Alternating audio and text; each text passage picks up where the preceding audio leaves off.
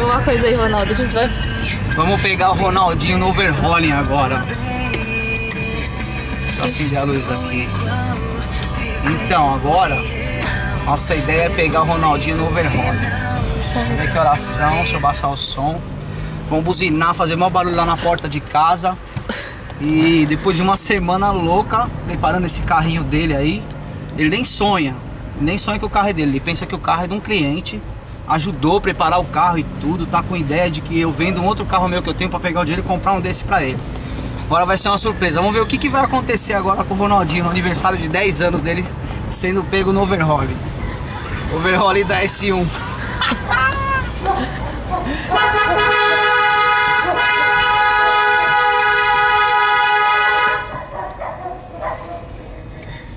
Puta, o caminhão tá bem na porta. Não, o Nata vai tirar. Continua, Magrão.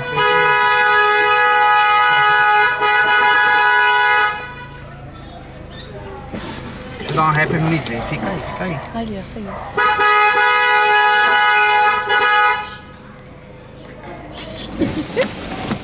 Nem sabe o que tá acontecendo.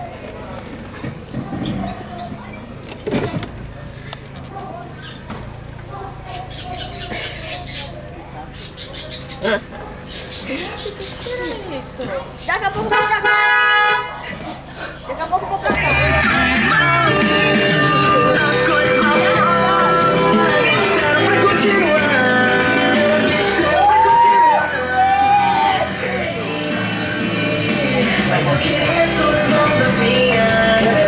Vem com farol alto, ó. Põe o farol alto.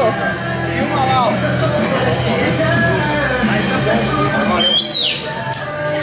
E aí, Ronaldinho? Ele é foda.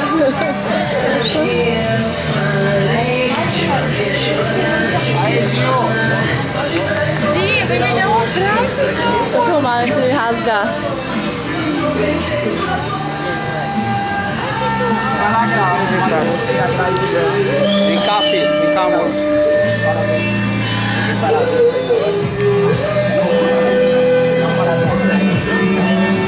Vem cá, Dinho.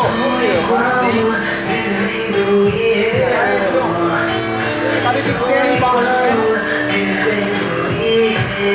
Vamos lá, ó. O que tem ali? O que tem aqui, Dinho? Cadê a chave? Tá funcionando, eu vou manobrar pra filmar o outro lado. Nossa, é muito aqui. Eu fiz no overhauling.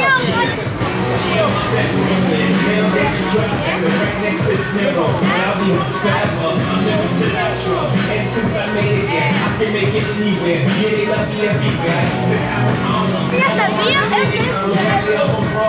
sei.